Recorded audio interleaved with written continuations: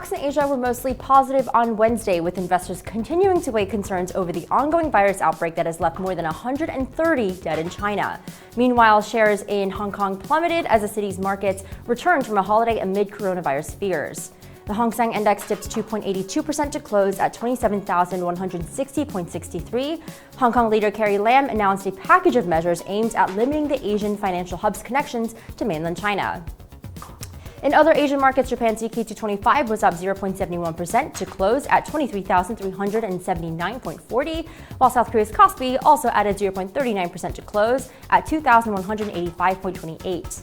Stocks in Australia rose with the S&P ASX 200 closing 0.53% higher. Overall, the MSCI Asia ex-Japan index was 0.6% lower. Following a rebound in U.S. stocks on Tuesday, European markets closed higher on Wednesday as investors in the region look to brush off concerns about the spread of the China coronavirus. The Pan-European Stock 600 had climbed 0.5% by the closing bell, having slipped to 7-week lows a day earlier. The German DAX was up 0.2%, while the French CAC rose 0.5% and the FTSE 100 gained 0.3%. On the data front, sentiment among Italian manufacturers climbed from 99.3 in December to 99.9 in January, while consumer confidence rose to 111.8 from 110.8 in December, surpassing expectations.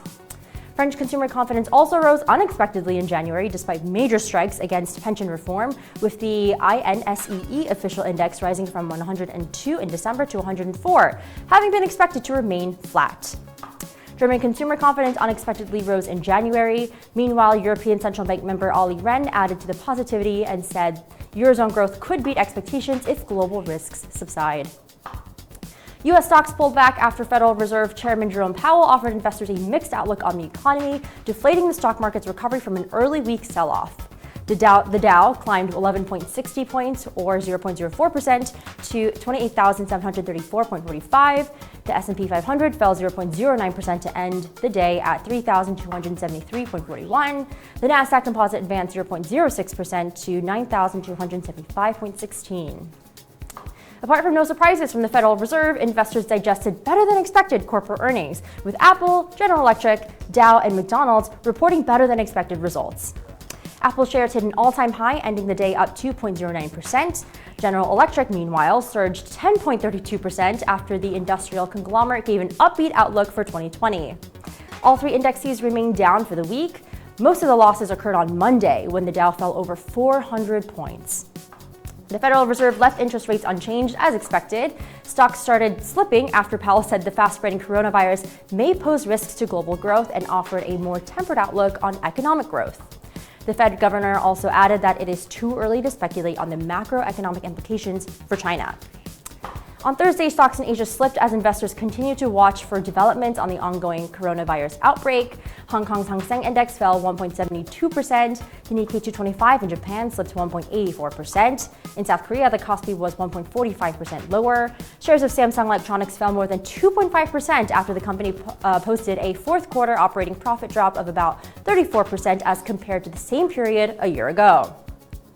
In currencies, the euro-US dollar failed to capitalize decently on the Federal Reserve meeting, but at least managed to trim losses after the central bank reiterated its commitment to higher inflation, reinforcing expectations about further rate cuts. Following the Fed statement, traders ramped bets for a rate cut by November's meeting. The pair has settled modestly above the 1.10 handle and may see another sell-off should the upcoming economic data out of the Eurozone disappoint.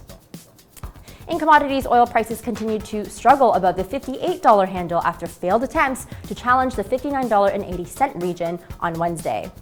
Brent was not able to see a sustained recovery as the U.S. government data revealed that domestic crude inventories posted a bigger than expected weekly climb, their largest since November.